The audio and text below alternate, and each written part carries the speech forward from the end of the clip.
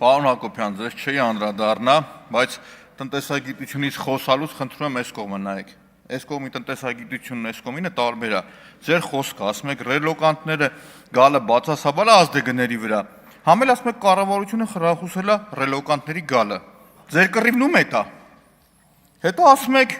ասում են դեից մեր գործընկերներից ուժեղ Հայաստանից ասում եկել են Հայաստան, որտեղ ԵԱՏՄ անդամ են, ասում եք բախի Վրաստան ու Ադրբեջան չեն գնացել, որովհետև ԵԱՏՄ անդամ չեն։ Հիմի շարունակեմ, էլի։ Ժողովուրդ, ուրեմն պարոն Հակոբյան, անկեղծ եմ ասում, Civic-ի ձեր լրագրողական աշխատանքը ավելի գնահատելի էր, քան պատգամավորական տնտեսագիտական գնահատականներ տալը։ Խնդրում եմ տնտեսագիտությունից խոսալուց այս թվի ժողովրդի հետ։ Դա օգուտ կբերի ձեզ։ Պարոն Ալեքսանյան, անկեղծ մեկ մտածում էի չանդրադառնամ, բայց այնուամենայնիվ Սևակի խոսքից, պարոն Խաչատյանի խոսքից հետո անդրադարձ կատարեմ։ Իհարկե, ձեր ցույց տված տեսանյութը ոչ մեկ չի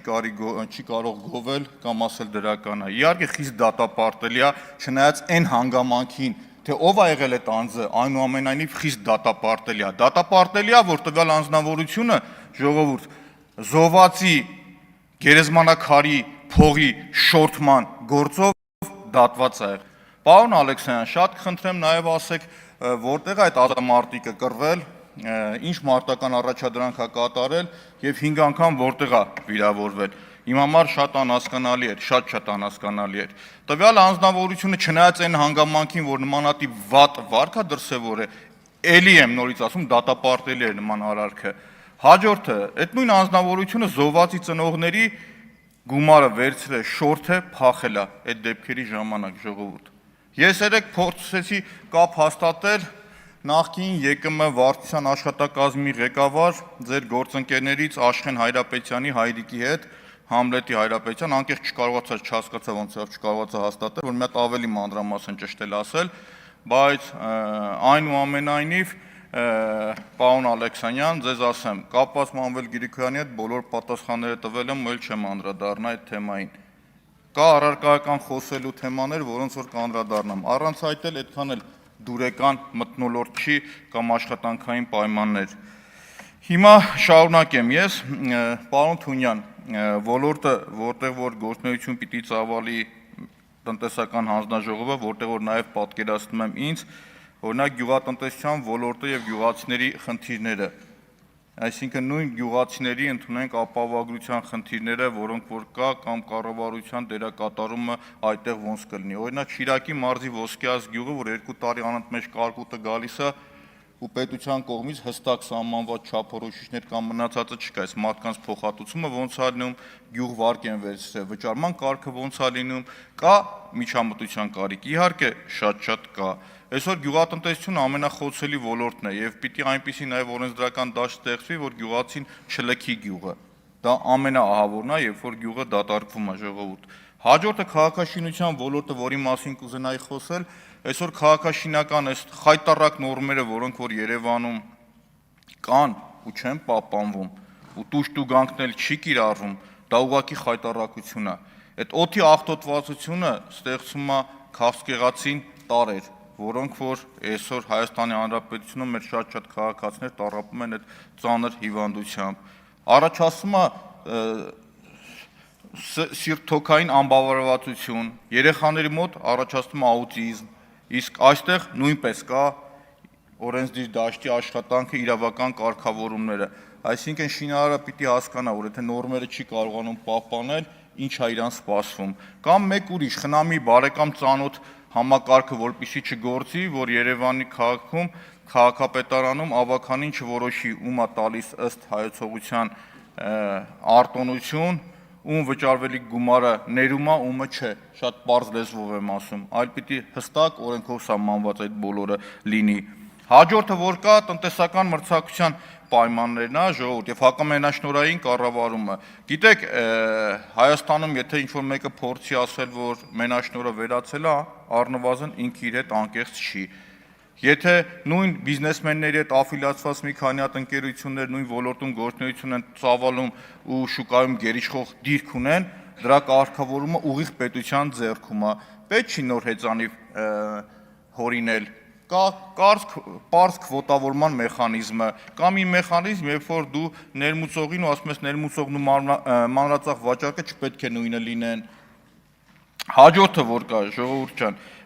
խոսեցինք, այդքան քննարկում եք, թե Ռուսաստանի հետ առևտուրը, համախառն ներքին արդյունքը, պարոն Թունյան, ես ձեզ հարցը տվեցի, թե համախառն ներքին արդյունքի եւ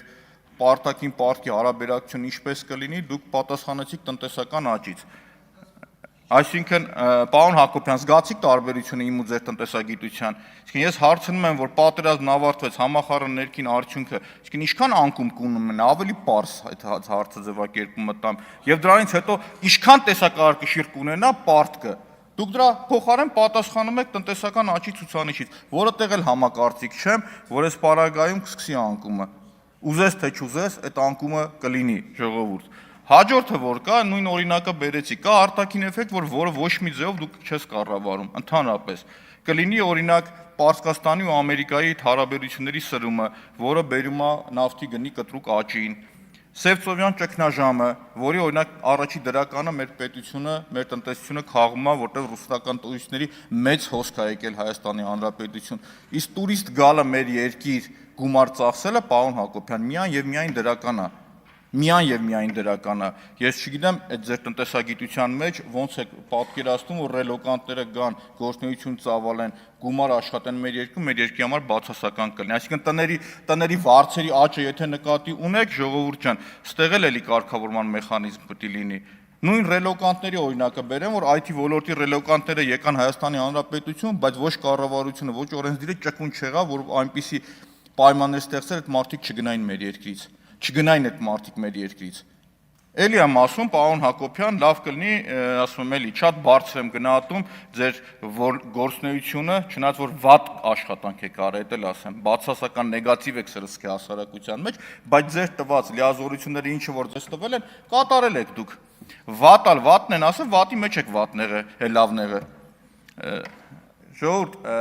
շարունակեմ, ես ունեմ իմ կարծիքը, յուրովի կարծիքը, որ այնուամենայնիվ հանձնաժողովի